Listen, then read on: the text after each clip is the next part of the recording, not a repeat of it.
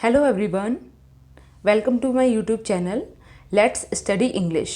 जैसा कि मैंने आपसे प्रॉमिस किया था कि हम यूपी टीजीटी इंग्लिश के प्रैक्टिस सेट्स को लगाएंगे या उन्हें सॉल्व करेंगे, तो आज से मैं स्टार्ट कर रही हूँ। आज हमारा पहला प्रैक्टिस सेट है जो मोस्ट इम्पॉर्टेंटली सबसे ज़्यादा यूज़फुल है यूपी टीजीटी के लिए।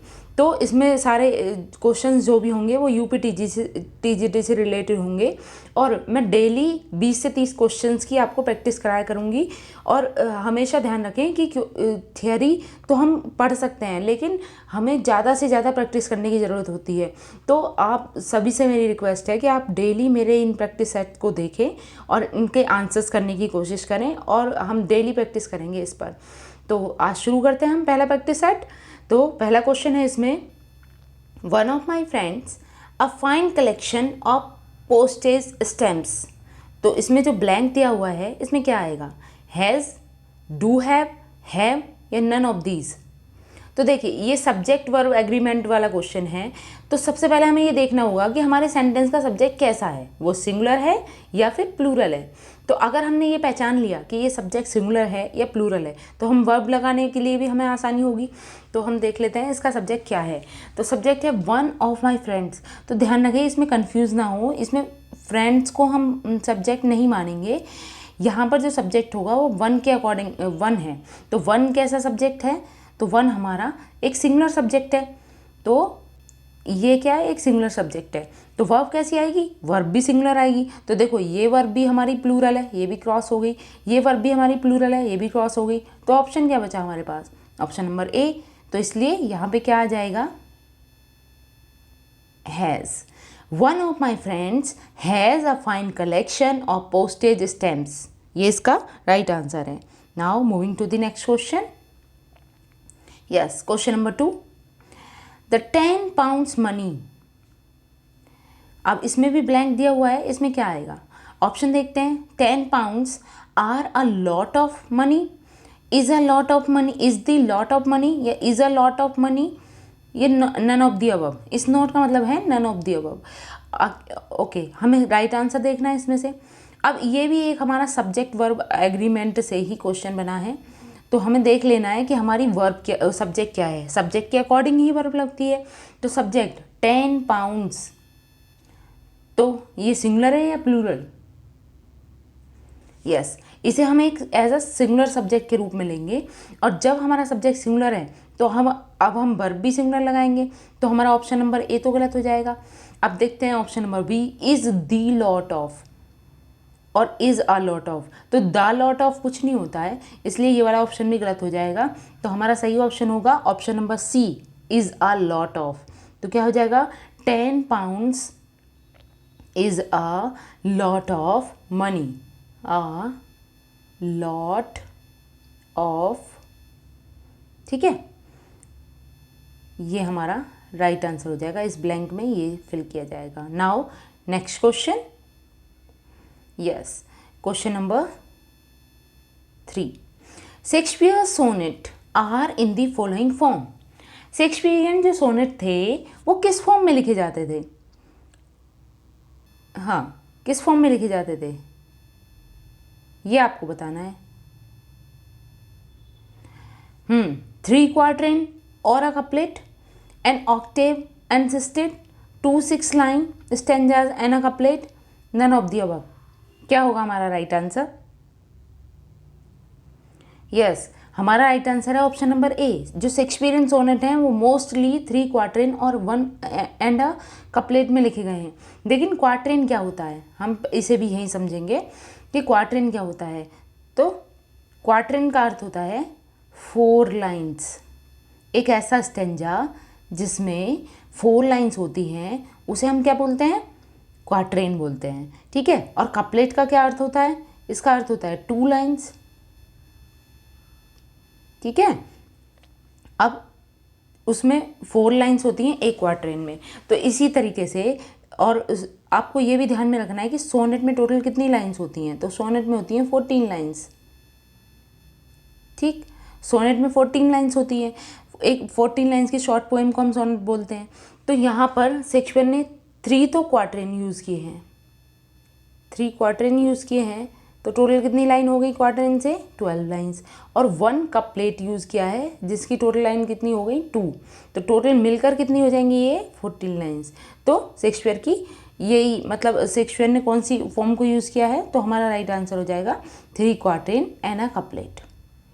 अच्छा, शेक्सपियरियन सोनेट की राइमिंग स्कीम क्या है? सोचिए। यस, शेक्सपियरियन सोनेट की राइमिंग स्कीम लास्ट टाइम भी पेपर में आई है। तो क्या है इसकी राइमिंग स्कीम? इसकी राइमिंग स्कीम है ए बी सी डी, उसके बाद आता है ई एफ, फिर आता है जी। ये शेक्सपियरियन सोनेट की राइमिंग स्कीम है। Now moving to the next question, question number 4। The sonnet the world is too much with us is written by. Easy question है, किसने लिखा है ये sonnet? The world is too much with us. Option है आपके पास Scott, Keats, शैली या Wordsworth. क्या है इसका right answer?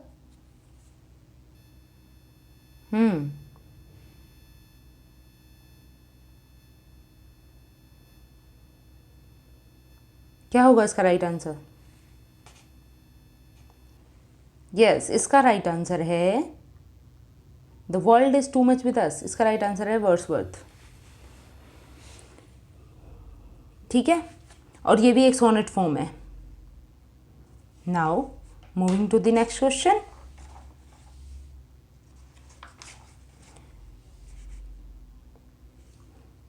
Next question, what figure of speech has been used in the following lines? Sorry, इसमें लाइन मिसिंग है, मैं आपके लिए लाइन लिख देती हूँ।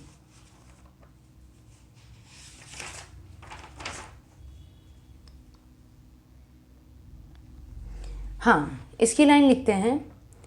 इसमें आपको फिगर ऑफ स्पीच बतानी है। इसमें all of perfumes of Arabia, मैं थोड़ा छोटा करके लिखती हूँ, ऑल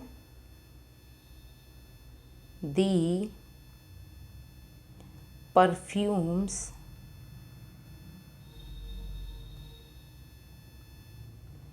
ऑफ, सॉरी, एक काम करते हैं, इस क्वेश्चन को मैं ऑरली बताती हूँ आपको, क्योंकि लिखने में बहुत ही प्रॉब्लम हो रही है। तो या हम करते इस क्वेश्चन को स्किप करते हैं, हम अगले क्वेश्चन पे चलते हैं। Now next question, question number 6। What is the figure of speech when the real meaning is exactly the opposite of which is expressed by words app. आपको बताना है, ये एक फिगर ऑफ स्पीच की डेफिनेशन दी हुई है कि वो कौन सी फिगर ऑफ स्पीच है जब जो रियल मीनिंग है इज एग्जैक्टली द अपोजिट, वो बिल्कुल ही अपोजिट होता है जो किसी वक्ता के द्वारा कहा गया है। मतलब कोई कहने वाला अगर कोई सेंटेंस बोल रहा है तो उसका रियल मीनिंग उसके जस्ट अपोजिट होगा। ऐसी कौन सी फिगर ऑफ स्पीच होती है? Option A satire, B irony, C oxymoron या नन ऑफ द अबव। क्या होगा इसका राइट आंसर? यस, इसका राइट आंसर है ऑप्शन नंबर बी आयरनी। ठीक है, ऑक्सीमोरोन क्या होता है? अच्छा, हाँ, ऑक्सीमोरोन में 2 अपोजिट वर्ड्स एक साथ लिखे हुए होते हैं। 2 अपोजिट वर्ड, सॉरी एक सेकेंड, 2 अपोजिट वर्ड। जैसे एग्जाम्पल ले सकते हैं हम,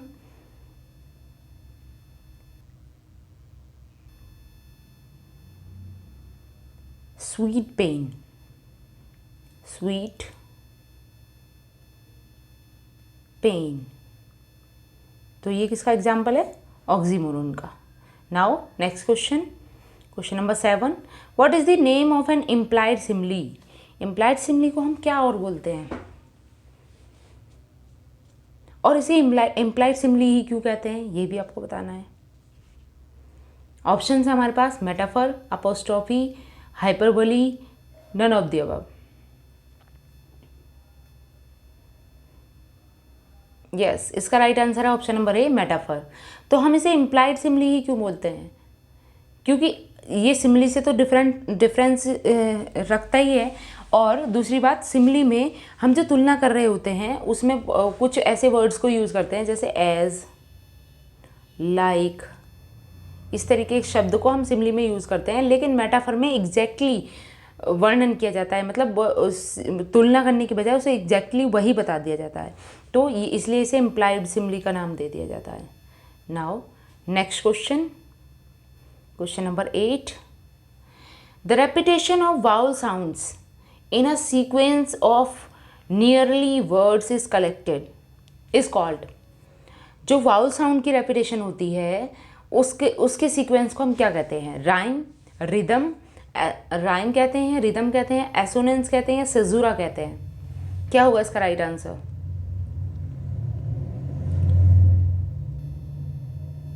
यस, इसका राइट आंसर है ऑप्शन नंबर सी, एसोनेंस।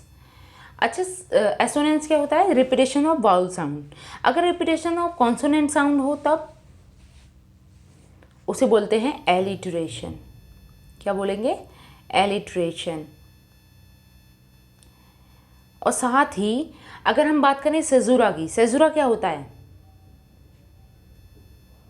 सेजुरा कहते हैं एक स्मॉल पोज को।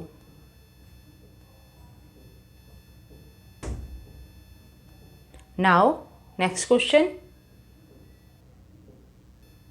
Question number 9।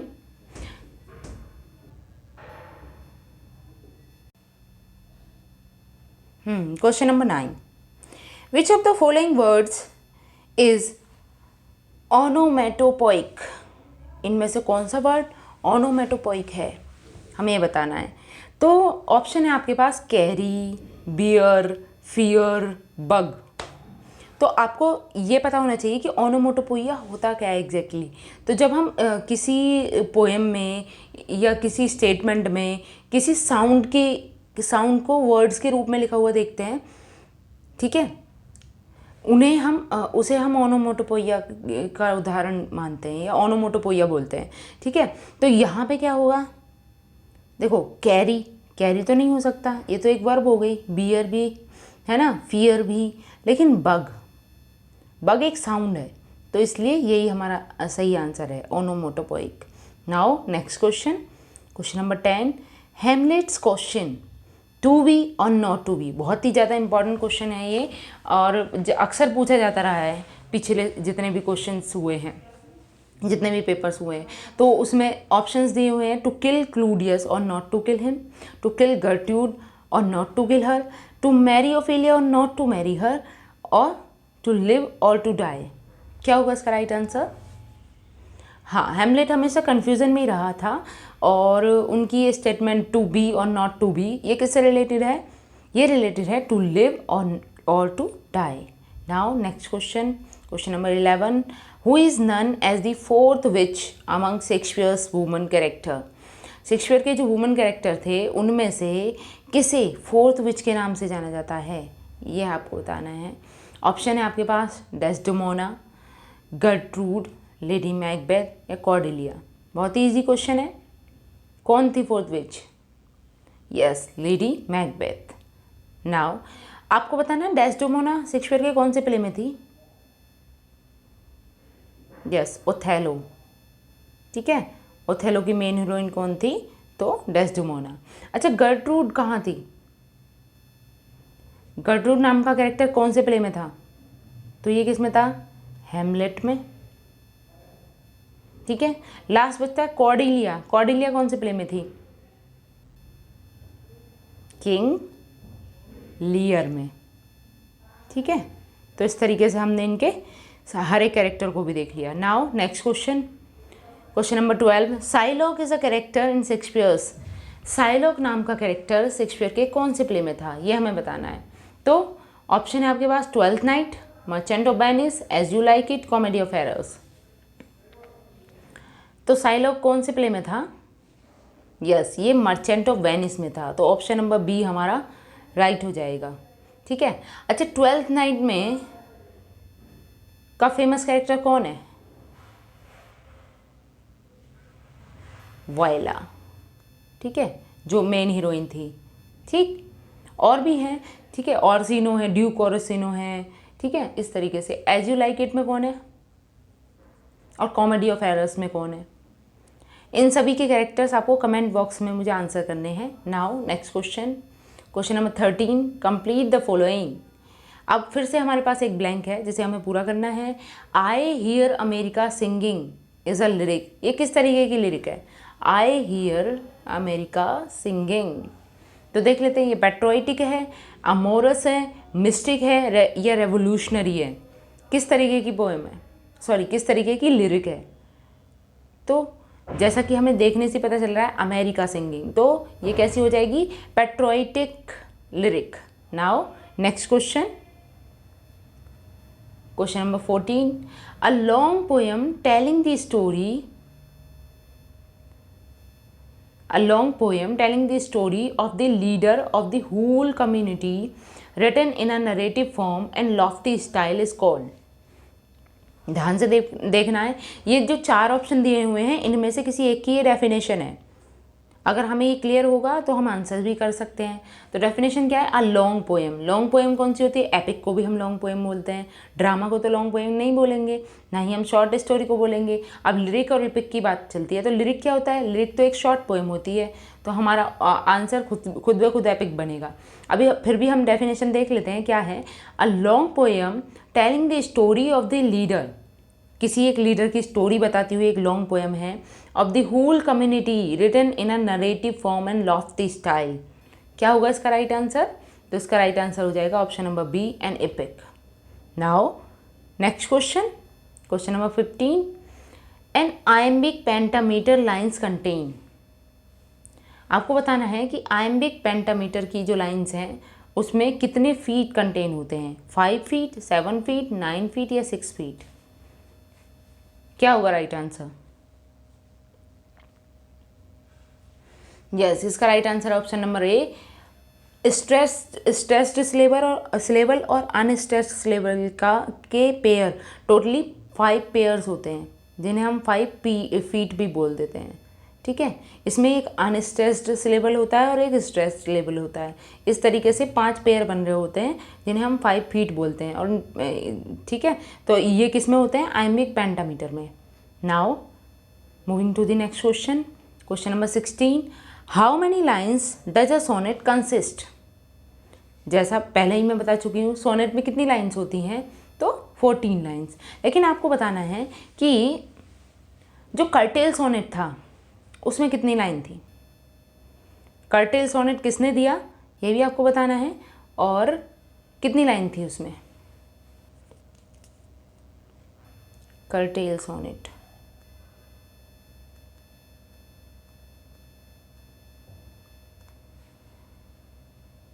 Yes, curtal sonnet किसने दिया था? तो हॉपकिंस ने दिया था। ठीक है, हॉपकिंस ने दिया, और इसमें कितनी लाइन थी? 10.5 लाइन बोल सकते हो। ठीक है, now next question, a lyric. Lyric क्या होता है? A long poem written in the form of an address, a poem written in a praise of God, a short poem in which the poet express his intense personal feeling, या फिर option number 4 है हमारे पास, अ ट्रायम्फल्स song. क्या होगा इसका right answer?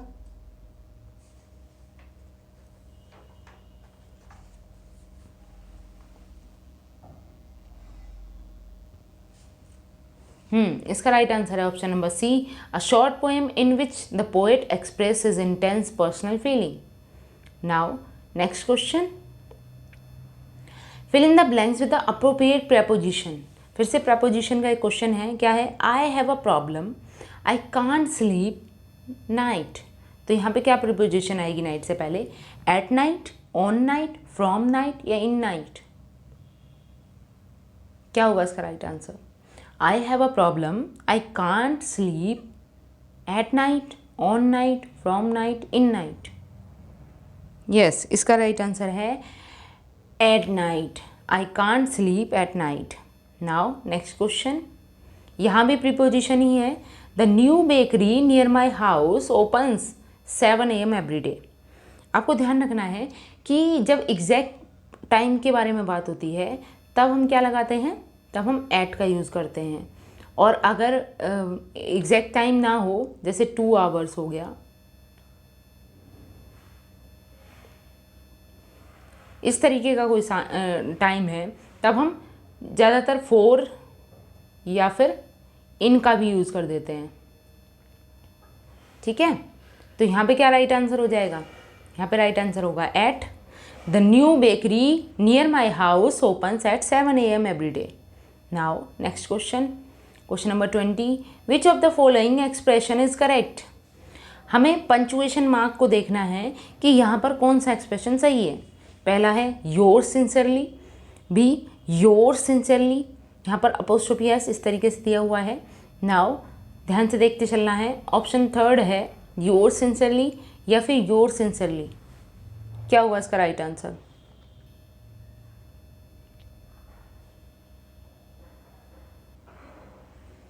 इसका right answer option number C, your sincerely. तो friends, ये थे आज के क्वेश्चंस, और इसी तरीके से हम डेली आपके लिए 20 या 30 क्वेश्चंस की सीरीज़ लाया करेंगे। और आपसे रिक्वेस्ट है कि आप इसे ज़्यादा से ज़्यादा शेयर करें और इसे देखें। और अगर आपको वीडियो अच्छी लगती है तो आप लाइक करें, शेयर करें और सब्सक्राइब करें। Thanks for watching.